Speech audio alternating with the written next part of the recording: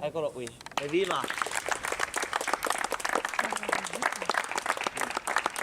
Un parco nel verde di Meianiga a Cadoneghe, una giornata di sole, un bell'auspicio per la memoria di Giulio Regeni che diventa simbolo di coloro che hanno dato la vita per i propri ideali. A celebrare il momento il sindaco che si è unito all'accorato appello dei genitori di Giulio che chiedono da anni una sola cosa, la verità sulla tragica fine del figlio. Quello di oggi vuole essere da questa piccola comunità di Cadoneghe di 16.170 anime un messaggio forte al governo italiano a che arrivi quanto prima alla verità e che si adoperi in ogni modo pacifico per poter arrivare alla verità.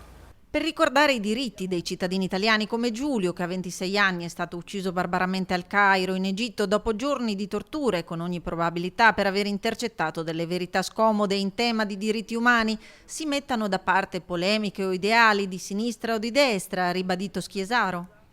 Quello di oggi vuole dire che destra e sinistra non c'entrano nulla su questa cosa qui, non c'entrano nulla.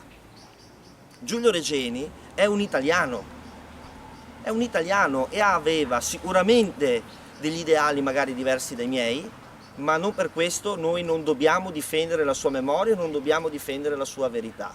A fare da eco alle parole dell'amministrazione quelle poche righe accorate scritte dai genitori di Giulio che auspicano un parco come luogo attivo che non diventi solo un sacrario simbolico ma una scorta mediatica e un sostegno alla loro richiesta di verità dopo 4 anni di silenzio.